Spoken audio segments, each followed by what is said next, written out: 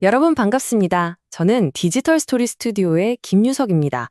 오늘 우리가 파헤쳐볼 이야기는요, 아마 들으시면, 정말 하실 수도 있어요. 우리가 너무나 당연하게 불러온 이름, 바로 3.1운동에 숨겨진 비밀에 관한 이야기입니다. 네, 우리는 1919년 3월 1일, 그 거족적인 독립 만세 시위를 당연히 3.1운동이라고 배우고 또 그렇게 부르죠. 네, 한번 생각해 보세요. 과연 처음부터 그 당시에도 이 이름으로 불렸을까요? 어쩌면 우리가 아는 것과는 전혀 다른 진짜 이름이 있었을지도 모릅니다. 자, 그럼 그 답을 찾아서 한번 시간을 거슬러 올라가 보죠. 사건이 벌어졌던 바로 그 현장, 1919년으로 가보겠습니다. 자, 이게 바로 오늘 우리 이야기의 전체적인 지도라고 할 수 있겠네요. 보시면 이름이 크게 세 단계를 거쳐서 변해요. 처음엔 3.1 대혁명이었고요. 그러다가 1948년을 기점으로 지금 우리가 쓰는 3.1 운동이 공식 이름이 됩니다. 그리고 최근에는 다시 원래 이름이었던 3.1 혁명으로 돌아가자는 목소리가 나오고 있는 거죠. 그 당시 독립운동가들에게 1919년 3월 1일은요, 그냥 단순한 저항 시위 그 이상이었어요. 이게 핵심인데 바로 황제가 다스리던 대한제국을 끝내고 국민이 주인이 되는 대한민국을 탄생시킨 말 그대로 거대한 전환점이었던 겁니다. 나라의 시스템 자체가 바뀐 거죠. 그러니까 그분들한테 이건 운동이 아니라 혁명일 수밖에 없었던 거예요. 자, 여기 아주 명확한 증거가 있습니다. 이게 뭐냐면 1941년 대한민국 임시정부가 발표한 공식 문서, 바로 건국강령이에요. 여기 빨간 원안을 한번 자세히 보세요. 뭐라고 쓰여 있죠? 우리 국가는 3.1 대혁명의 위대한 독립정신을 계승하여 라고 딱 명시되어 있죠. 임시정부의 공식적인 입장은 명백하게 3.1 대혁명이었던 겁니다. 임시정부의 핵심 리더였던 도산 안창호 선생도 마찬가지였습니다. 1920년에 이렇게 말했거든요. 3.1 운동은 구체제를 무너뜨리고 새로운 민주국가를 세운 혁명이다. 이걸 보면 당시 지도자들이 이걸 어떻게 생각했는지 너무나 명확하죠. 아니 근데 이렇게 명백하게 혁명으로 불렸는데 도대체 왜, 어떻게 우리가 아는 운동으로 이름이 바뀐 걸까요? 자, 이제 이야기의 가장 중요한 전환점, 1948년으로 한번 가보겠습니다. 바로 혁명이란 단어가 공식적으로 지워지는 그 순간으로요. 바로 이 장면입니다. 1948년 제헌국회, 여기서 대한민국 최초의 헌법이 만들어지는데 그 서문에 이런 문구가 들어갑니다. 기미 3.1운동으로 대한민국을 건립하여. 네, 바로 여기서 운동이라는 단어가 국가 최고법인 헌법에 딱 박히면서 공식적인 이름이 된 거죠. 정말 궁금하지 않으세요? 도대체 왜 그들은 혁명이 아니라 운동을 선택해야만 했을까요? 그 배경에는요, 당시 초대 대통령이었던 이승만의 아주 치밀하고 복잡한 정치적인 계산이 깔려 있었습니다. 왜 하필 운동이어야만 했는지 그 세 가지 핵심 전략을 지금부터 하나씩 뜯어보겠습니다. 자, 첫 번째 전략은 바로 정통성의 다리를 놓는 거였어요. 이게 무슨 말이냐면 이승만 대통령 입장에서는 1948년에 세운 자기 정부가 1919년 임시정부를 그대로 이어받았다는 이 정통성을 확보하는 게 정말 중요했거든요. 그런데 혁명이라고 하면 뭔가 과거와의 단절, 이런 느낌을 주잖아요.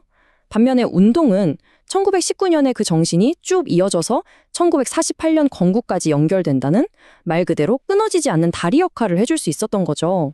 두 번째는요, 이념적인 거리두기 전략이었습니다. 아시다시피 해방 직후 한반도는 냉전의 한복판에서 이념 대립이 정말 심했잖아요. 그때 혁명이라는 단어는 주로 사회주의나 공산주의 쪽에서 체제를 뒤엎는다는 의미로 많이 썼단 말이죠. 그러니까 이승만 대통령은 3.1 정신을 그런 이념 논쟁에서 분리하고 싶었던 거예요. 이건 이념이 아니라 순수한 민족의 독립투쟁이다. 이렇게 규정하고 싶어서 혁명이라는 단어를 의도적으로 피한 거죠. 그리고 마지막 세 번째 전략. 이건 국제사회를 향한 메시지였어요. 막 태어난 신생 독립국 입장에서 미국이나 유엔의 지지가 정말 절실했겠죠. 그런데 국제사회에 우리를 소개할 때 뭔가 급진적인 느낌의 revolution 보다는 평화적이고 민주적인 저항을 뜻하는 무브멘트라고 하는 게 훨씬 더 좋은 이미지를 줄 수 있다고 판단했던 겁니다. 외교적으로 훨씬 유리했던 거죠. 자, 그럼 정리를 한번 해볼까요? 도대체 운동과 혁명, 이 두 단어가 구체적으로 어떻게 다른 걸까요? 이승만이 선택했던 운동과 임시정부가 지켰던 혁명, 그 두세 개의 차이점을 표를 보면서 명확하게 비교해드리겠습니다. 네, 이 표가 핵심을 딱 보여주네요. 먼저 3.1운동은요, 민족의 단결, 비폭력 저항 같은 정신을 강조해요. 그래서 1948년 건국의 정통성을 계승한다는 뉘앙스가 아주 강하죠. 반면에 3.1혁명은 낡은 왕정을 끝내고 국민이 주인이 되는 나라를 세웠다는 실질적인 체제 변화 그 자체에 초점을 맞춥니다. 목표도 달라요. 운동이 정신을 계승하는 거라면 혁명은 새로운 시스템을 창조하는 거죠. 느낌이 확 다르죠. 근데 여기서 정말 재미있는 역사적인 아이러니가 하나 있어요.